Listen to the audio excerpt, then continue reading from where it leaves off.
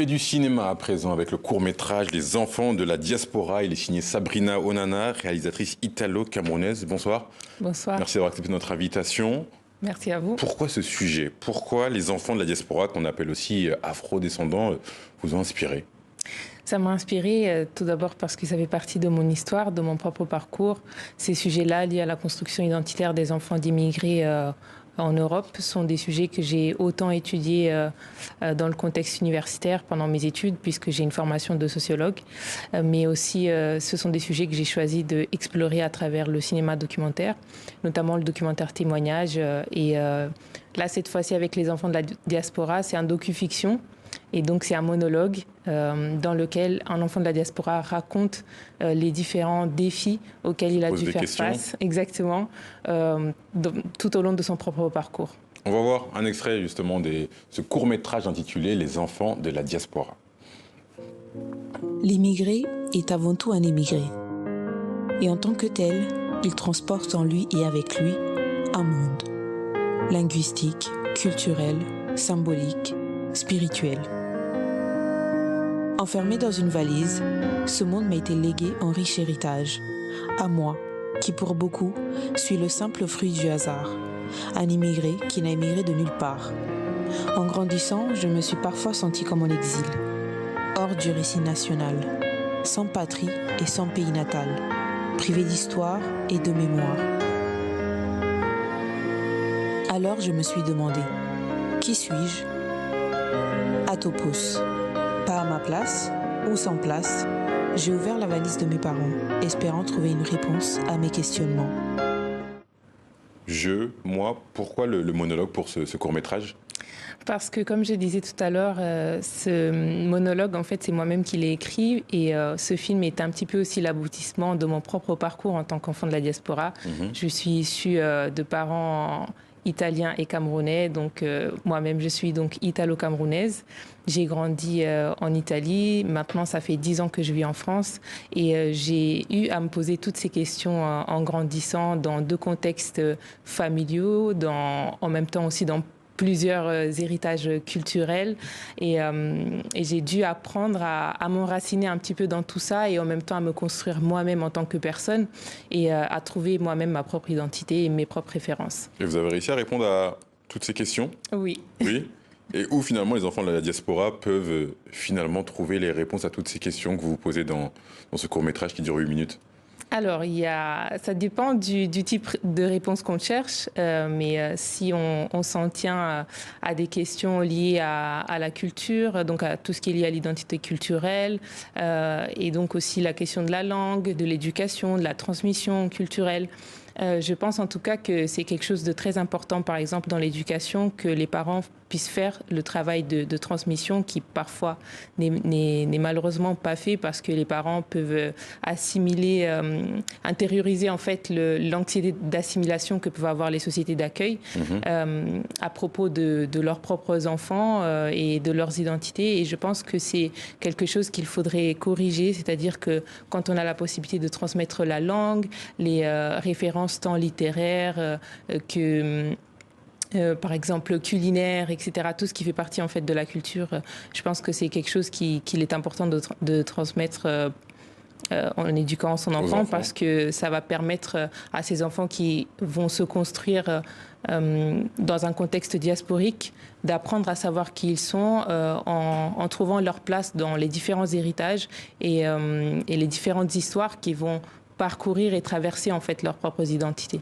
Vous parlez du massacre de Tcharaoui dans votre court-métrage. Est-ce que l'histoire, justement, peut aider à répondre à certaines de ces questions?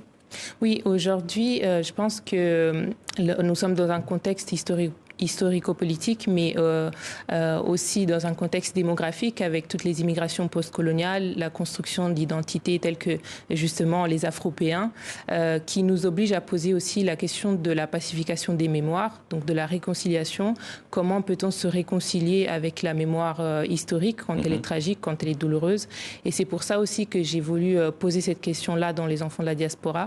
Et le massacre de Tcharaoui, c'est un événement tragique qui s'est produit le 1er décembre 1944 au Sénégal, à Tcheroy. Et le Sénégal vient de commémorer la 80e anniversaire de ce massacre. Et cet événement, en fait, nous montre à quel point, par exemple, les tirailleurs n'ont pas été honorés en tant que libérateurs de la France.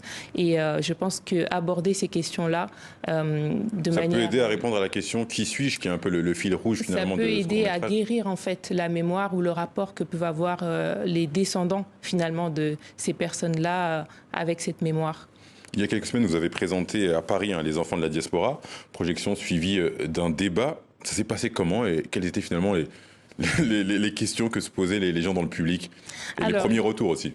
Oui, en tout cas, le film a été très bien accueilli. Les gens auraient souhaité qu'il dure plus longtemps et pas uniquement 8 minutes parce que justement, il pose beaucoup de questions de manière très condensée et les gens parfois mettent toute leur vie à y répondre ou à essayer d'y répondre. Donc, il y avait beaucoup de réactions dans le public, mais globalement, les gens étaient vraiment très contents en tout cas de retrouver aussi une esthétique qui les représente et qui leur parle parce que... Il y a un vrai travail de direction artistique là-dedans. Exactement. Donc, à travers ce film-là, j'ai voulu aussi que les personnes qui ont participé à ce projet puissent porter ma marque de vêtements qui s'appelle Vêtu d'art, que je porte également aujourd'hui et qui, encore une fois, célèbre et valorise les identités afro-diasporiques.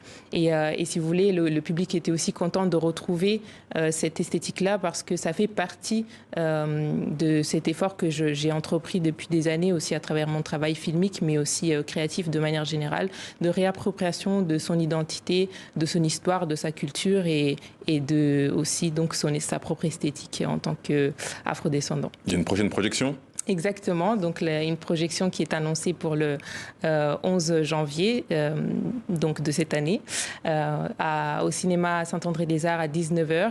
La projection sera donc suivie du film documentaire Je suis noire, je suis belle, qui est mon 3e film documentaire et qui est un long métrage. Donc il y aura en introduction Les enfants de la diaspora, suivi ensuite de Je suis noire, je suis belle avec un débat avec le public. En quoi, justement, dans l'approche réalisée, ce court-métrage a été différent de votre autre documentaire, Je suis noire, je suis belle? Je suis noire, je suis belle, c'est un film documentaire qui recueille le témoignage de 12 femmes afrodescendantes à propos de leur propre parcours identitaire, mais aussi leur rapport aux cheveux, aux standards de beauté, au regard masculin. Donc il y a toutes ces questions qui se posent dans ce film-là, mais qui est un documentaire témoignage. Donc on a des femmes qui témoignent face caméra de leur propre vécu. Dans Les enfants de la diaspora, il y a un travail qui est plus poétique. C'était plus compliqué ? Je dirais que c'était... Alors ça dépend, parce que pour Je suis noire, je suis belle, il y avait toute la partie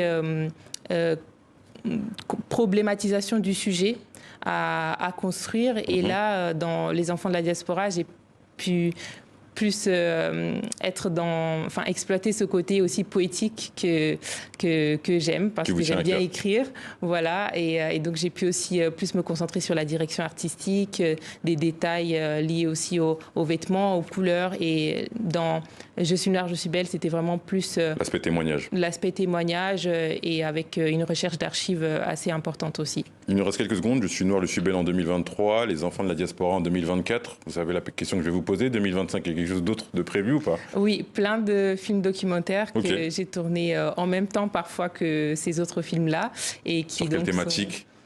Alors, il y en a un sur la paternité post-conjugale, donc un sujet bien différent de ce que j'ai abordé jusqu'à présent. Il y en aura aussi d'autres qui auront une approche plus historique. Et donc, on va peut-être un petit peu mettre de côté le côté aussi, la dimension témoignage, et pour être plus dans l'histoire. Merci beaucoup Sabrina Nana d'avoir accepté notre invitation. Vous êtes réalisatrice du documentaire Les enfants de la diaspora qui aura une projection donc le 11 janvier prochain. Merci beaucoup. Merci beaucoup.